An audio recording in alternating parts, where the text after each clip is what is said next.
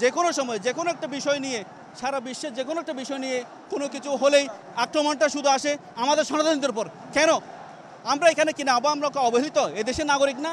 এই দেশে আমাদের পূর্বপুরুষরা যুদ্ধ করে নাই? যুদ্ধ করে এদেশে স্বাধীন করে নাই? আমাদের প্রত্যেকটা জাতির, এই জাতির প্রত্যেকের রক্ত এই দেশে আছে। তাহলে আমাদের যে অধিকার এখানে সুন্দর, আজকে দেখেন হাজার হাজার লক্ষ লক্ষ শরণার্থী আজ এক হয়েছে কিসের জন্য? আমরা কেন এসেছি এখানে? আমাদের অধিকার সঠিকভাবে বাস্তবায়িত হচ্ছে না বলে। তাহলে কোনো কিছু হলেই হিন্দু রকমের যাতে আক্রমণ না হয়। আমরা প্রথমে চাই আমাদের সুরক্ষা, প্রথমে আমাদের সুরক্ষা দরকার। আমাদের কাছে সব কিছুই আছে, আমাদের সুরক্ষাটা নেই। আমরা চাই সুরক্ষা। আমাদের তো কোনো চাওয়া পাওয়া নেই, আমাদের একটাই চাওয়া পাওয়া, আমরা আমরা অধিকার নিয়ে থাকতে চাই। আমরা ভারতের না, আমরা কারো না, আমরা এই দেশের নাগরিক। আমরা কারো তাবেদার হতে চাই না। আমরা আওয়ামী লীগের না, বিএনপির না, জামাতের না, আমরা এই দেশের নাগরিক।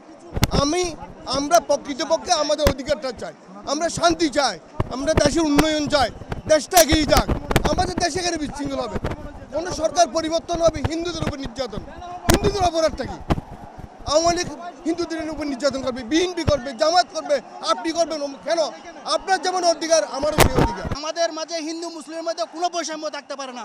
আমরা এক, আমরা সবাই এক বাঙালি, হিন্দু বাঙালি হয়ে এই দেশে কাঁধে কাঁধ মিলে সবার সাথে সবার অধিকার নিয়ে আমরা বাঁচতে চাই। কোনো কিছু 71 থেকে আজ 2024 পর্যন্ত 5 আগস্ট পর্যন্ত সব সময় হিন্দুদের উপর অত্যাচার।